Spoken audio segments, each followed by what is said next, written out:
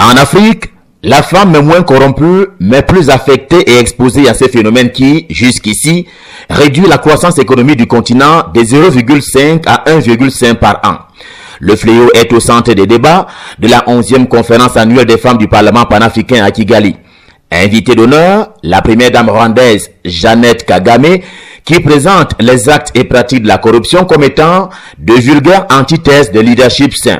Par exemple, en 2015, le programme des Nations Unies pour le développement a réalisé que 66% des femmes n'avaient pas accès aux services publics en Afrique du fait de la corruption.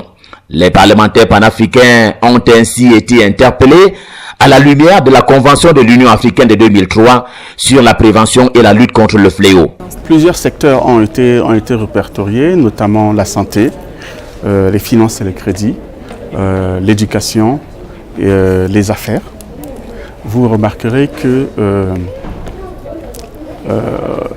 ne serait-ce que dans le cadre de la recherche d'un emploi, la femme est le plus souvent victime d'harcèlement sexuel. Et étant en position de faiblesse, dans certains cas, elle est amenée à, je ne dirais pas à se soumettre, mais à succomber à cette pression-là, à cette forme de corruption qui existe, afin de pouvoir avoir ne serait-ce qu'une possibilité de pouvoir subvenir à ses besoins. Il en est ainsi du blanchiment des produits de corruption par la conversion et le transfert. Pour les 88 femmes venues des 4 coins d'Afrique, fini le temps de la mobilisation par les mots, il faut les faits.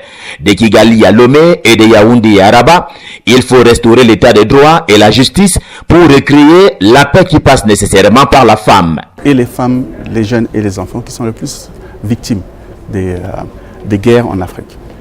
Et étant donné que la corruption